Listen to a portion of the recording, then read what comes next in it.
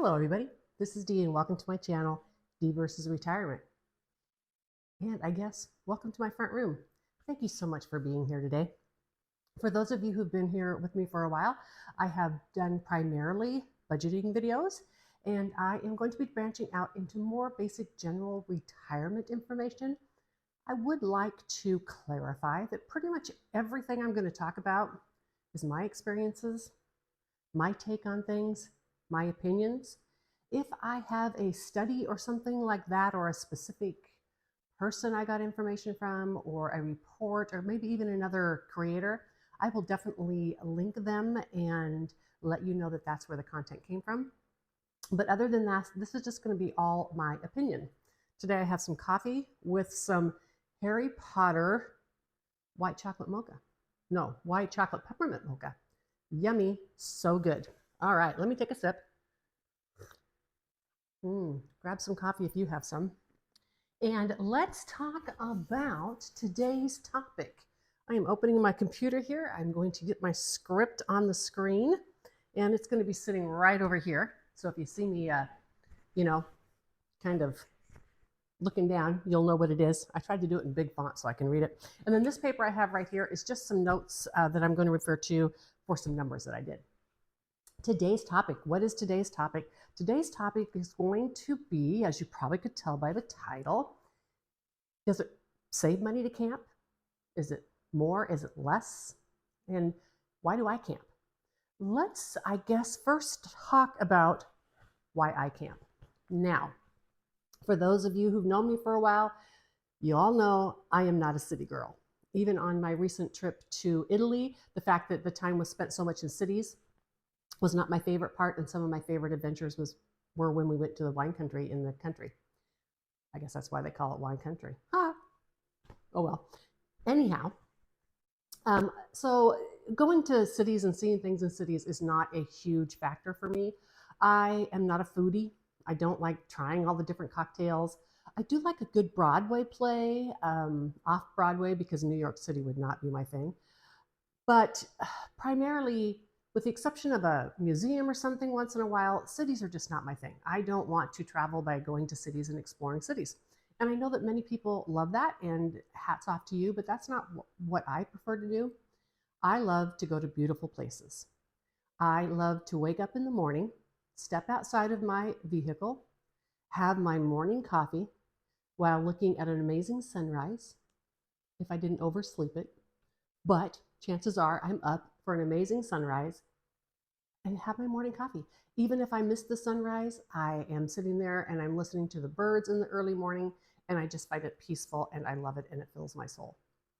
I enjoy spending my days exploring these beautiful places. I walk, I look for rocks, I look for other things. I just enjoy puttering around. I do my crafting projects, I read, I watch things downloaded on my YouTube. It is just slow living, and I really, really love doing it. And in the evening time, I will often imbibe either in like a cocktail or perhaps some kind of special drink treat.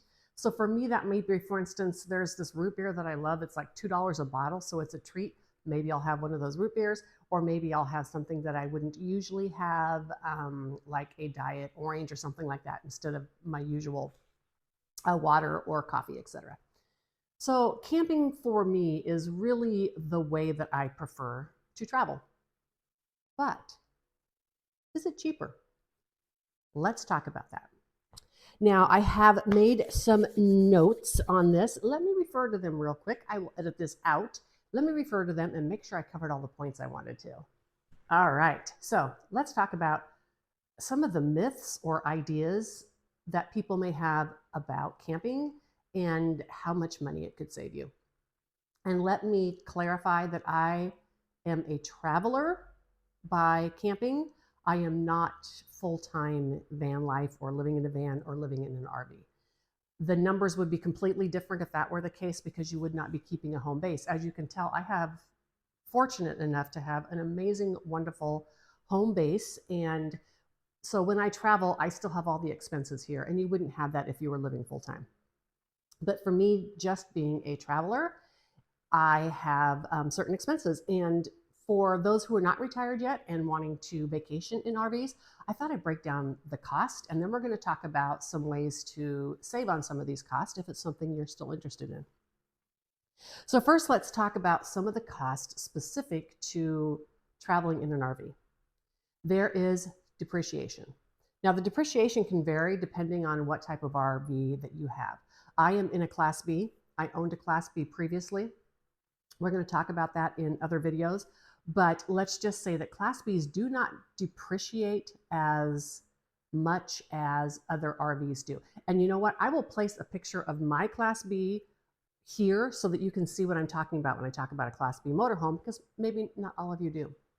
Anyhow, Class Bs tend to be purchased, and people don't get rid of them because they're an easy RV to have and to maintain. They're easy to drive, and people tend to hold on to them. So the used market is actually pretty slim for Class Bs. I've bought 2 of them now used, and it took me quite a while to find what I wanted. So Class Bs do depreciate a little bit less, but they still depreciate. I plan to keep my RV for 7 to 10 years, and it will depreciate at about a value of $4,000 per year. That is my specific situation. However, there are things that could make it depreciate faster. If I put on a lot of extra miles, which I may put on a lot of miles because I'm going to do a lot of traveling, or if I don't take care of it and maintain it, but I always take care of and maintain my things, so I don't see that being an issue. Of course, there's other things that could happen. There could be, a car crash and total it and the loss, etc. But let's not even go there because I don't even want to put that out in the universe. We're just talking about depreciation. There's also the cost of maintaining. Now, to maintain, you not only have to pay for oil changes and just the things that you need, replacing plugs and power cords and all that type of stuff. You also have to factor in a sinking fund for large expenses that will come up. For instance, RV tires are incredibly expensive, $3,000 to $4,000 for a set. And even though you don't put a lot of miles on your RV typically, they have to still be replaced every 3 to 4 years. Having good tires is incredibly important to your safety while camping. So that is a cost. There's the cost of insurance. My insurance costs about $100 a month for just my RV. I am going to be trying to get some cheaper insurance, but you have to factor that in. And then there's also less direct cost when you're talking about versus a hotel. And I should have said that. I should have said that this is talking about versus a hotel. Anyhow, so there's some other direct cost, like the difference in gas mileage and such. So now let's talk about where it can save you money. It can save you money in that campsites are usually less than a hotel. And in addition, sometimes on travel days, at least for me, I am very comfortable staying in like a truck stop or a rest area. I'm not recommending people do this. This is just what I'm comfortable with. But I'm comfortable with doing that on longer travel days, and I don't have to pay a hotel then for just what's going to be 6 or 7 hours of sleep. There's also the fact that you can prepare and make your own food in an RV, and you don't have to pay the cost of eating out. When I travel, I usually only use my regular grocery budget. There's no extra money. With the occasional, I might eat out a little bit more out of my eat out budget because I have a long travel day and I'm too lazy. But oftentimes I just make a sandwich. So there's the cost of that. Let me scroll up my thing here. So let's break down some of the cost. Again, this is traveling in a van or an RV of some type or a car versus traveling by hotel. So let's talk about some of the cost. A hotel, and I factored in a couple of different things. So some people are 100 night or less kind of hotel people, and some people are the 150 or more kind of hotel people. You know who you are. It also makes a difference whether you're willing to stay adjacent to the places where you want to be or whether you want to be right in the middle of the action. So if you want to stay, for instance, at the beachfront versus if you're willing to stay in a town over and travel to the beach each day. So I'm just going to use a number of $100 and $150, trying to cover those two places. And I travel about 90 days a year. So if I were to stay in a hotel, my hotel bills for those 90 days at $100 a night would be $9,000, and $150 a night would be $13,500. Of course, there's Airbnbs, there's all these different options. Again, this is just a rough overview. This is things that I want you to think about if you are trying to decide whether you want to camp as a way to save money. Now, there's eating out expense when you're traveling this way, and I used a number of $40, and that's probably conservative because I can eat pretty cheaply. But if you need to get your coffee, let's say at Starbucks, and then you need breakfast, lunch, and dinner, you may spend more. If you're comfortable carrying an ice chest and making some sandwiches, you may spend less. But I used a number of $40 a day, and so that would be $3,600. And then the gas, because I would be using just my regular vehicle to travel, I used an average of 25 miles per gallon, and I did 100 miles a day average in travel. Just came up with that number. It's about what I do. Divided by the average gas mileage, I'm sorry for all the ums, divided by the gas mileage, it would be about $1,000 in gas. So to travel my 90 days in a hotel would cost about $13,680 if I was $100 a night, and about $18,180 if I was traveling in a more expensive hotel. Again, these are just rough numbers. I need some coffee. These are just rough numbers because how everybody travels is going to be different. The season that you travel, hotels may be more expensive or less expensive. There's also some untangible or not so tangible things. For instance, for me, when I camp, my entertainment is exploring the outdoors. But if you are a city girl, you may want to go on a pub crawl, etc. So entertainment is a tangible cost. I didn't even attempt to do that because I'm kind of comparing my cost. You can make a budget yourself and compare these things using kind of the same formulas that I am, and then figure out if it's going to be cheaper for you. Let's talk about all the cost in the RV. And I'm not talking about just the traveling cost because there's so much more that goes into it. And I think I will give you just the traveling cost separately. But let's talk about the other stuff. So depreciation, about $4,000 a year, right? I talked about that. That is not money you're going to take out of your pocket. You've already purchased your RV, but it is money that you're not going to get back on the back end when and if you sell that. And then maintenance. I have about $1,500 a year for maintenance and repairs. Now, probably don't spend $1,500 a year unless you're having a lot of repair issues. Probably closer to $500 or $600 a year in terms of just regular oil changes and such. But you've got to save money for those big repairs that are coming, and you need to have money for tires, etc. And so you need to have a good sinking fund set up for that. My insurance costs me about $1,000 a year, and I am looking for ways to save that. I'm going to be calling and trying to get cheaper insurance, period, because my homeowner's insurance has tripled since I bought my house. Another subject, I digress, but this is a budgeting channel, or was a budgeting channel. It still is. Oh well. Anyhow. And then campsites, I spent about $3,150 if it's $35 a night, and $35 a night is about the average that I pay in a state, county park, that type of thing. And that's the average. Sometimes the state parks are more, sometimes they're less. Sometimes I need hookups, sometimes I don't.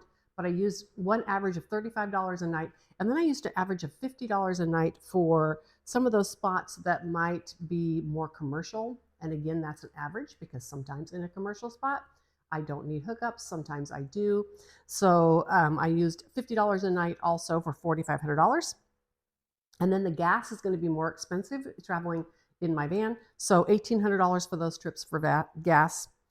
So the total is $11,450 a year it costs me to camp if I get sites at $35 a night, and $12,800 a year to camp if I get sites at $50 a night. Of course, we all know, or many people know, that there are many options for more free camping, etc. Again, that's not how I travel. That's not how I camp. And so I'm talking about my numbers. You can factor that in for yourself.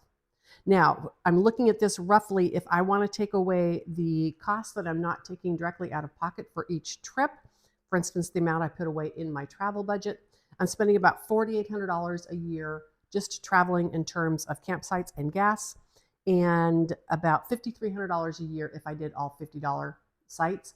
I usually average about 35, and that's what I budget for. As you notice, I didn't put food cost because the food cost is just my regular grocery bill, so that's not an additional amount that I'm spending.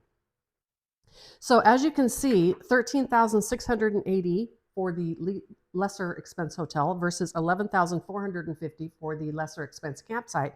That's only a difference of about $2,000 per year it's saving me, but there's a lot of risk, right? When I am traveling, I may need to spend a night in a hotel once in a while because I can't get a campsite.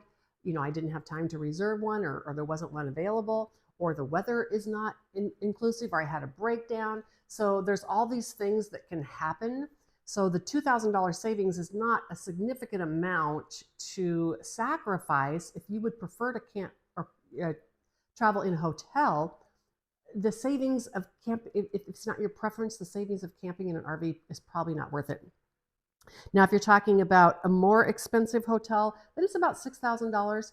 But let's be honest, if you're the type that wants a more expensive hotel, you're probably not okay camping in a campsite that's about $50 a night.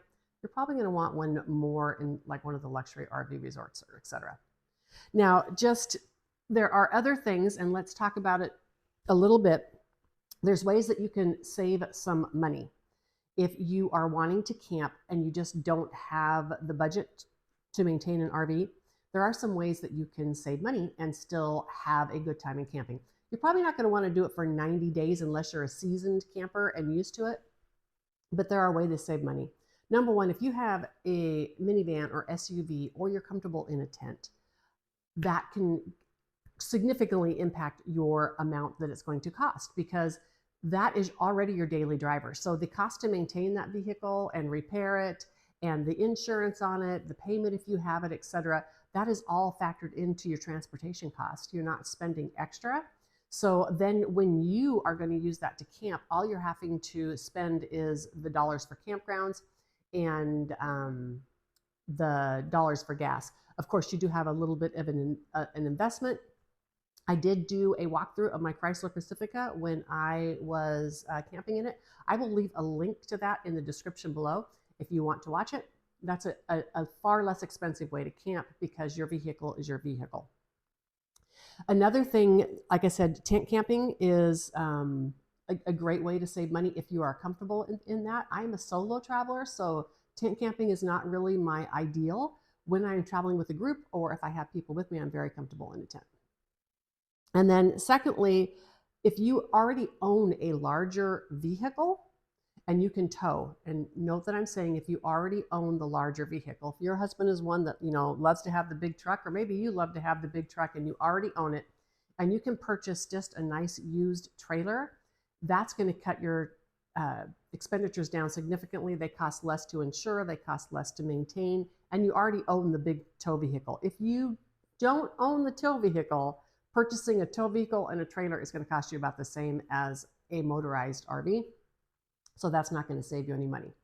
All right, so I can see by my timer, I'm at about 19 minutes, and I want to keep this video to no more than 20. So let me just say, when you are determining how you want to travel and the cost-benefit analysis, really ask yourself the hard questions and be honest with yourself. If you are a bougie kind of girl who loves spa days and pub crawls and shopping, then camping is not going to be for you. It may save you money, but you're not going to enjoy yourself. But if you are a person who loves to be in the outdoors and like I do, waking up in the morning and having that coffee, or even maybe if you're a person who wants to travel to people's houses and sleep in have your own space with you and sleep in their driveways, etc. It's a whole different issue. But the question is to know yourself and know how you prefer to travel, and choose that way of travel, and then plan for it and budget for it and make it work within your budget. Maybe you know that you prefer to hotel travel and there's no other way for you. And so you just come to grips with the fact that you can do that far less, right? Maybe you are going to have to just spend 10 days a year in a hotel versus maybe you could camp for 30 days. The idea is to know yourself, know what you like, because when you're traveling, especially when you're retired and you're taking advantage of this time in your life, when you have the freedom to travel, you want to enjoy it, right? You want it to be feeding your life. You want it to be feeding your soul. You want it to bring you into the present, into your moment, and you need to enjoy that doing what it is that you love to do. I hope that you found this content very interesting today.